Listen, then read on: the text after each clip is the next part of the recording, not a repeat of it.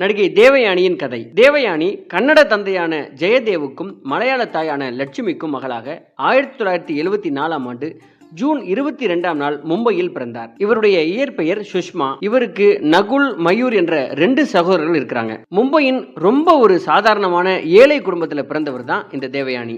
தேவயானிக்கு பட்டப்படிப்பு படித்து ஆசிரியராக பணியாற்ற வேண்டும் என்ற ஆசையும் கனவும் இவரின் சிறு வயது முதலே இருந்த போதும் வறுமையும் குடும்ப சூழலும் இவரை நடிகையாக்கி இருக்கிறது. தனது 18வது வயதில் கோயல் என்கிற ஹிந்தி படம் ஒன்றில் நடித்த போதும் அந்த படம் பாதியிலேயே நின்று போய் வெளிவராமலே போனதால் பாலிவுட்டில் ராசி இல்லாத நடிகை என்று பெயர் எடுத்திருக்கிறார். ராசி இல்லாத நடிகை என்று பெயர் எடுத்ததால் பாலிவுட்டில் நிராகரிக்கப்பட்டு வாய்ப்புகளே இல்லாமல் தவித்து வந்த இவர் வாய்ப்புகளை தேடி சென்னைக்கு குடிபெயர்ந்திருக்கிறார். பணபலமும் செல்வாக்கும் இல்லாத நடிகை என்பதால் தொட்டா சினிங்கி என்ற படத்தில் கவர்ச்சியாக நடிக்க வேண்டிய சூழ்நிலைக்கு தள்ளப்பட்டிருக்கிறார் தேவயானி.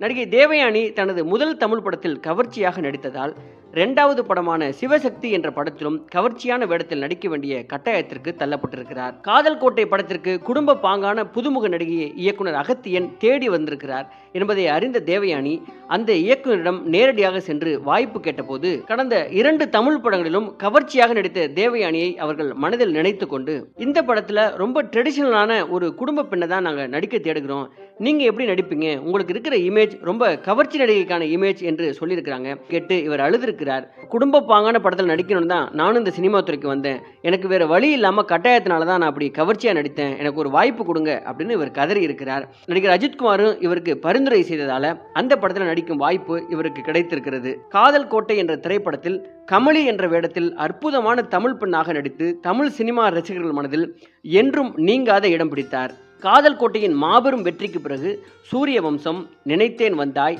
நீ வருவாய் என போன்ற ஏராளமான வெற்றி படங்களை நடித்து புகழின் உச்சிக்கே சென்றார். சூரிய வம்சம் திரைப்படத்தில் இவர் சமைத்த இட்லி உப்புமா தமிழகம் முழுவதும் இவரை கொண்டு போய் சேர்த்தது. இயக்குனர் விக்ரமனுக்கு உதவியாளராக இருந்தவர் தான் ராஜகுமாரன். அப்போது நடிகை தேவயானிக்கு இவர் வசனங்களை சொல்லிக் கொடுத்து வந்திருக்கிறார். ராஜகுமாரனின் பழகும் முறையும் அனைவருக்கும் மரியாதை கொடுக்கும் குணமும் பீடி சிகரெட் என எந்த கெட்ட பழக்கமும் இல்லாமல் இருந்ததும் ராஜகுமாரன் மீது தேவயானிக்கு ஒரு சிறிய ஈர்ப்பை ஏற்படுத்தி இருக்கிறது. அதே நேரத்தில் தேவயானியை பார்த்த முதல் சந்திப்பிலேயே ராஜகுமாரன் காதலில் வீழ்ந்து விட்டாராம். தேவயானி வெள்ளை உடையில் தேவதை போல தோன்றியதாகவும் அதனால்தான் தன்னுடைய நீ வருவாயன என்ற தனது படத்தில் ஒரு தேவதை வந்துவிட்டால் என்னை தேடியே என்று பாடல் வைத்ததாகவும் அதோடு தேவயானி என்னுடைய தேவதை என்றும் கூறக்கூடியவர் தான் இந்த ராஜகுமாரன். தேவயானி ராஜகுமாரன் காதலுக்கு தேவயானியின் குடும்பத்தினர் சம்மதம் தெரிவிக்க மறுத்ததோடு மட்டுமல்லாமல் அவரை வீட்டுக்குள் சிறை வைத்ததாகவும் கூறப்படுகிறது. ராஜகுமாரனை பற்றி தேவயானியின் ரொம்ப மோசமாகவும் திட்டினாராம். ஒரு நாள் இரவு யாருக்கும் தெரியாமல் வீட்டின் சுவர் ஏறி குதித்து வீட்டை விட்டு வெளியேறி விட்டாராம் தேவயானி. ராஜகுமாருடன் இணைந்து திருத்தணி முருகன் கோவிலுக்கு சென்று திருமணமும் செய்து கொண்டனர். இவர்களது திருமணம் 2001 ஏப்ரல் 9 திருத்தணி முருகன் கோவிலில் காலை 9:30 மணிக்கு நண்பர்கள் சூழ மிகவும் எளிய முறையில் நடந்தது. இந்த தம்பதிகளுக்கு இனியா, பிரியங்கா என்கிற 2 பெண் குழந்தைகள் உள்ளனர். திரையுலகில் உச்சத்தில் இருக்கும் போதே இயக்குனர் ராஜகுமாரன் மீது காதல் வயப்பட்டு வீட்டை விட்டு வெளியேறி திருமணம் செய்ததை அறிந்த இவரின் ரசிகர்கள் அதிர்ச்சியில் ஆழ்ந்தனர். மற்றவர்களோ கேலியும் கிண்டலும் செய்து வந்தனர். ராஜகுமாரனை இப்படி காதலிக்கும் அளவுக்கு என்ன இருக்கிறது அவரிடம் என்று தேவயானியிடம் கேட்டிருக்கிறார்கள்.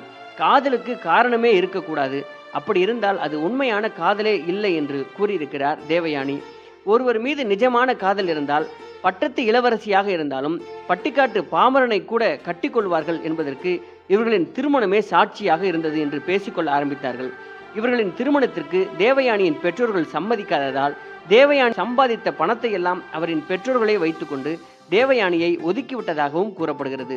ராஜகுமாரனை திருமணம் செய்ததால் சினிமா வாய்ப்புகளை இழந்த தேவயானி மீண்டும் சம்பாதித்தே ஆக வேண்டிய நிலைக்கு தள்ளப்பட்டிருக்கிறார். வெள்ளித்திரையில் நடிக்க வாய்ப்பே இல்லாத நிலையில் சின்ன திரையில் இவர் நடிக்க ஆரம்பித்திருக்கிறார். சன் டிவியில் ஒளிபரப்பான கோலங்கள் என்ற தொடரில் அபியாக நடித்து குடும்ப தலைவிகளின் ஏகோபித்த வரவேற்பை பெற்றதோடு 1533 எபிசோட்கள் தொடர்ந்து ஒளிபரப்பாகி அது வசூல் சாதனையும் செய்திருக்கிறது. தேவயானிக்கு சிறு வயது முதலே ஆசிரியர் ஆக வேண்டும் என்ற ஆசை இருந்ததால் தன் வீட்டிற்கு அருகில் உள்ள சர்ச் பார்க் கான்வென்ட்டில் டீச்சர் ட்ரைனிங் கோர்ஸ் படித்து அந்த பள்ளியிலேயே தற்காலிக ஆசிரியராக 3000 ரூபாய் சம்பளத்தில் இவர் வேலை செய்திருக்கிறார். மேலும் பட்டப்படிப்பு படிக்க வேண்டும் என்ற ஆசை ஏற்பட்டதால் சென்னை திறந்தவெளி பல்கலைக்கழகத்தில் BA படித்து தனது 41வது வயதில் கல்லூரி மாணவியாகவும் இவர் மாறினார். ஒருமுறை தனது கணவர் ராஜகுமாரனின் சொந்த ஊரான ஈரோட்டில் உள்ள ஒரு கிராமத்திற்கு சென்றபோது அவரின் வீட்டிற்கு அருகே 2 ஏக்கர் விவசாய நிலத்தை பிளாட் போட்டு விற்று கொண்டிருந்ததை அறிந்து இவர் மிகுந்த வருத்தம் அடைந்திருக்கிறார். உடனடியாக அந்த 2 ஏக்கரில் போடப்பட்ட பிளாட்டுகள் அனைத்தையும் பிளாட்டுகளாகவே வாங்கி அதை விவசாய நிலமாக மாற்றி அசத்தி இருக்கிறார். விவசாய நிலங்கள் எல்லாம் பிளாட்டுகளாக மாறி வரும் நிலையில் நடிகை தேவயானியோ பிளாட்டுகளை விவசாய நிலமாக மாற்றியது அந்த பகுதி மக்களை ஆச்சரியத்தில் ஆழ்த்தி உள்ளது. இவர் மீது பெரிய மரியாதையும் கொண்டு வந்திருக்கிறது.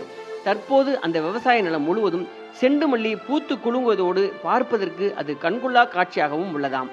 தேவயானி அந்த கிராமத்திற்கு செல்லும் போதெல்லாம் பக்கத்து ஊர்களில் இருந்து தேவயானியின் ரசிகர்கள் பார்க்க வருவதால் அக்கம் பக்கத்தில் வசிக்கக்கூடியவர்கள் எதுவும் சொல்லிவிடக்கூடாது என்பதற்காக ரசிகர்கள் சிரமம் இல்லாமல் பார்த்து செல்வதற்காகவும் அதற்கென்றே தனியாக வீடு ஒன்றையும் கட்டியிருக்கிறார். சகோதரரான நடிகர் நகுல் மட்டும் இன்னும் இவருடைய காதலை ஏற்றுக்கொள்ளவில்லையாம். 1997 விக்ரமன் இயக்கத்தில் வெளிவந்த சூரிய வம்சம் படத்திற்காகவும் 2000ஆவது ஆண்டில் வெளிவந்த பாரதி திரைப்படத்திற்காகவும் தமிழ்நாடு அரசின் சிறந்த நடிகைக்கான விருதை வென்றுள்ளதோடு தமிழக அரசின் கலைமாமணி விருதையும் இவர் வென்றிருக்கிறார். நடிகை தேவயானி தமிழ், தெலுங்கு, மலையாள மொழி படங்களில் நடித்திருக்கிறார். ஒரு சில இந்தி மற்றும் வங்காள மொழி படங்களிலும் நடித்திருக்கிறார். தமிழ் தொலைக்காட்சி நெடுந்தொடர்களிலும் இவர் நடித்தார். குறிப்பாக சன் தொலைக்காட்சியின் கோலங்கள் இவரை புகழ்பெற்ற கதாநாயகியாக மக்களிடம் கொண்டு போய் சேர்த்தது. மேலும் நான் ஸ்டாப் கூரியரின் இனிமே இதுதான் இது மட்டும்தான் என்ற விளம்பரத்திலும் நடித்து இவர் புகழ் பெற்றார். நடிகை தேவயானியின் திரைப்படங்கள் 1993 வங்காள மொழியில் சாத் பெண் சொமி என்கிற படத்திலும், 1994 கின்னாரி புழையோரம், தொட்டா சினிங்கி, தில்கா டாக்டர், ஆசான் ராஜாவு, அப்பன் ஜிதாவு, திரிமென் ஆர்மி, காக்கக்கும் பூசாக்கும் கல்யாணம், கல்லூரி வாசல், சோட்டா சாகர், காதல் கோட்டை, பூமணி, சிவசக்தி, மகாத்மா, கிண்ணம் கட்டக்கல்லன், மிஸ்டர் கிளியன், காதில் ஒரு கிண்ணறம், விவசாயி மகன், காதலி, பெரிய இடத்து மாப்பிள்ளை, சூரிய வம்சம், சுஷ்வாகதம், உதவிக்கு வரலாமா, கிழக்கும் மேற்கும், மறுமலர்ச்சி, சொர்ணமுகி, நினைத்தேன் வந்தாய், மூவேந்தர், பூந்தோட்டம், செந்தூரம், உனக்கும் எனக்கும் கல்யாணம், என் உயிர் நீதான், புதுமை பித்தன், சிறிமதி, ஒல்லோஸ்தா, தொடரும், கும்மிப்பாட்டு, நீ வருவாய் என, ஒருவன், பிரேமோத்சவா, நிலவே முகம் காட்டு, பாட்டாளி, வல்லரசு, அப்பு, என்னம்மா கண்ணு, பாரதி, தெனாலி, கண்ணுக்கு கண்ணாக, என் புருஷன் குழந்தை மாதிரி,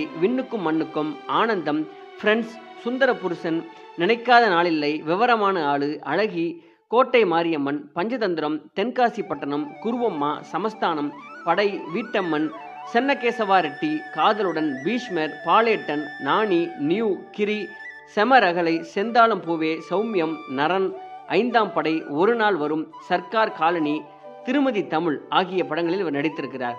தொலைக்காட்சி தொடர்களில் இவர் நடித்தது கோலங்கள், மஞ்சள் மகிமை, கொடிமுல்லை, முத்தாரம், புது புது அர்த்தங்கள். தற்பொழுது நடிகை தேவயானி நிறைய படங்களில் குணச்சித்திர வேடங்களில் கலக்கி வருகிறார்.